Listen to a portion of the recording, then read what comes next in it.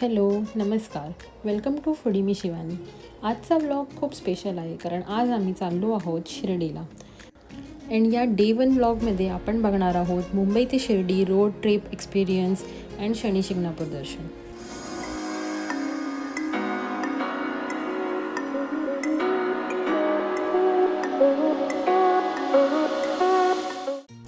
Good morning and Om Sairam. सकाळचे 7 वाजलेत आणि आमची जर्नी आता अंधेरीमधून स्टार्ट होते आहे. सो आम्ही JVLR वरून स्टार्ट करून पुढे ठाणे, कल्याण, पडघा आणि त्यानंतर समृद्धी महामार्ग असा रूट प्लॅन केला आहे.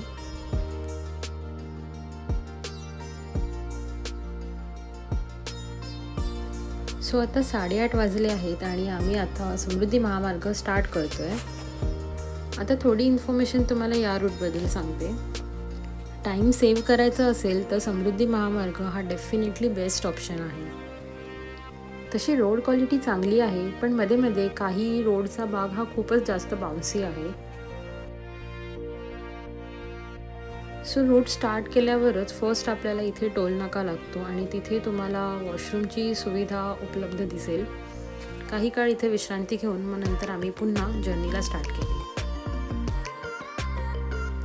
पडघा ते शिर्डी हे अंतर साधारण 200 ते 210 किलोमीटर इतका आहे. पण या पूर्ण स्ट्रेचमध्ये तुम्हाला कुठेही फूड कोर्ट किंवा वॉशरूम अशा काही सुविधा उपलब्ध दिसणार नाही. म्हणून पाणी, स्नॅक्स, पेट्रोल हे सर्व आधीच करून घ्या. सिनरी ठीकठाक आहे. फार सिनिक असं रूट नाही आहे, पण ड्राईव्ह तसं पीसफुल आहे.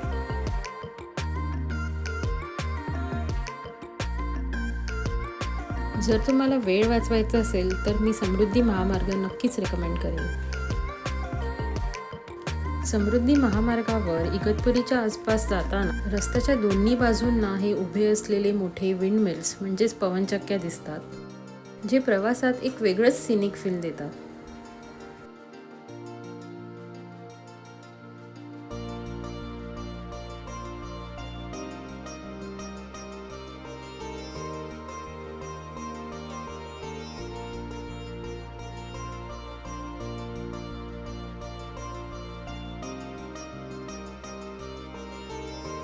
सो आता इथून शिर्डी फक्त 1 किलोमीटर आहे.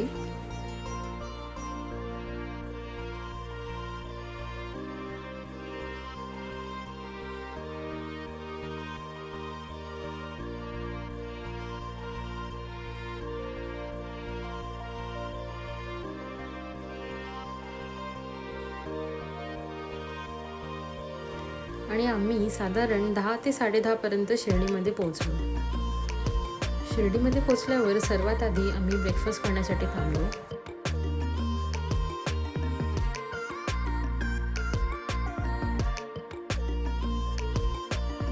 आणि त्यानंतर आम्ही हॉटेलला पोहोचून थोडं फ्रेशनअप होण्याचं ठरवलं आणि तिथून पुढे next destination is Shani Shingnapur.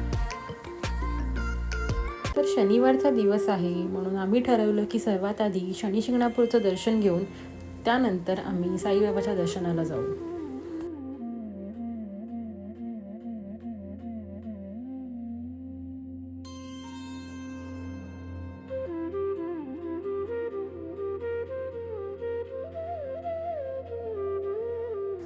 So आता दुपारचे 12:30 वाजले आहेत आणि आता आम्ही निघालो आहोत शनी शिंगणापूरकडे.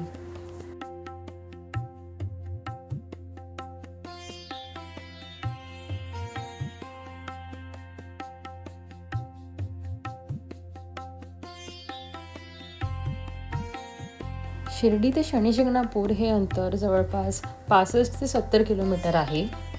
पण खूप ठिकाणी रोड कन्स्ट्रक्शन चालू आहेत, खूप मोठे मोठे पॉट होल्स आहेत आणि आम्ही डे टाईमला गेलो होतो म्हणून मॅनेज झालं. पण जर तुम्ही इथे संध्याकाळी येण्याचा प्लॅन करत असाल तर संध्याकाळचा प्रवास हा तुम्ही टाळायला हवा, कारण रात्रीच्या अंधारात पॉट होल्स हे तसे विजिबल नसतात आणि प्रवास हा थोडा तुमचा अनकम्फर्टेबल होऊ शकतो.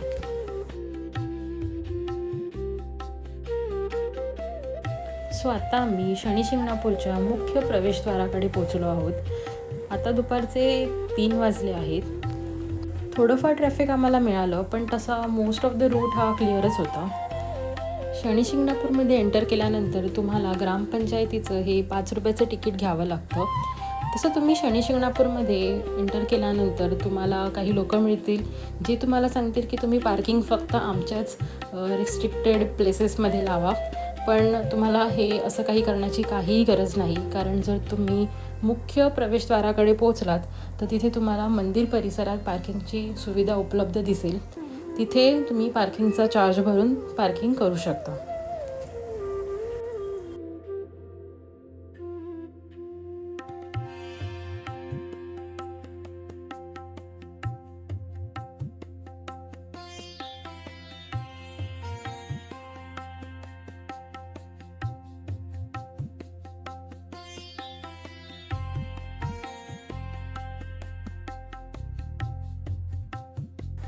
आता आम्ही या मुख्य प्रवेशद्वारातून आत आलो आहोत आणि तुम्ही इथे बघू शकता की तुम्हाला इथे पार्किंगची सुविधा उपलब्ध आहे.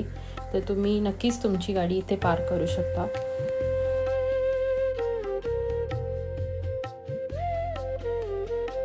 शनी शिंगणापूर हे भगवान शनिदेवाचं अत्यंत प्रसिद्ध आणि शक्तिशाली स्थान आहे. आणि तुम्हाला नक्कीच माहीत असेल तर या गावातील खास गोष्ट म्हणजे या गावातल्या घरांना दारं नाहीत.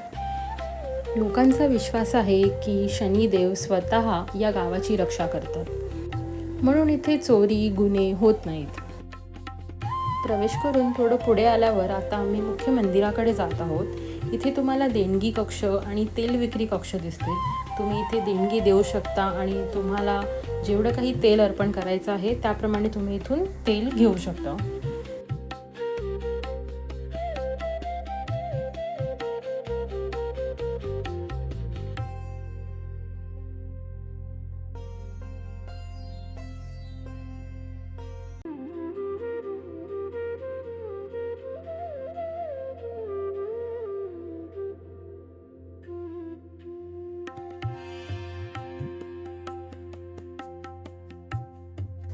तर या मंदिर परिसरामध्ये काळ्या पाषाणामध्ये शनिदेवाची मूर्ती आहे. सो ही मूर्ती मंदिरात नाही तर या मंदिर परिसरातच आहे, कारण या मंदिरावर कोणतेही छप्पर नाही.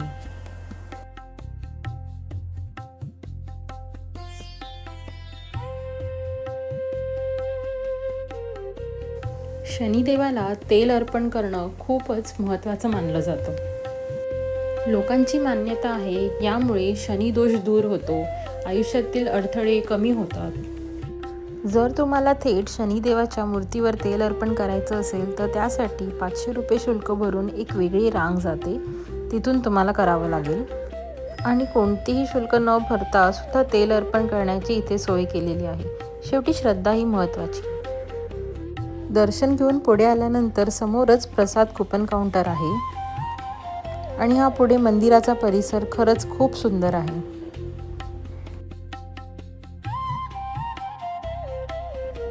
तशी आज इथे फारशी गर्दी नव्हती.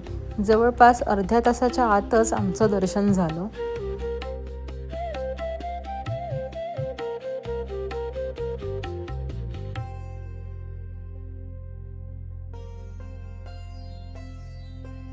आता इथे आपण 9 ग्रहांचं दर्शन घेऊया.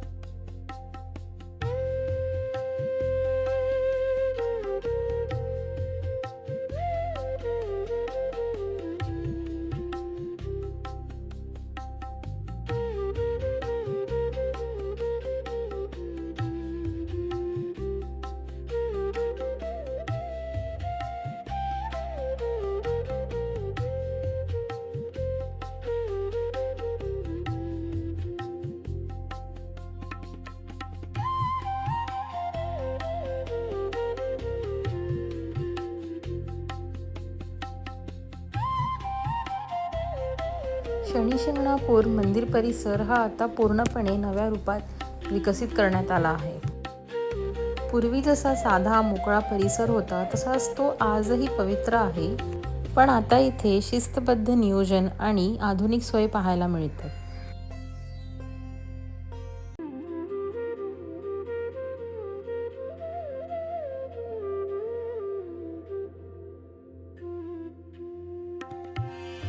मंदिर परिसर हा खूप मोठा, स्वच्छ आणि अगदी व्यवस्थित आहे.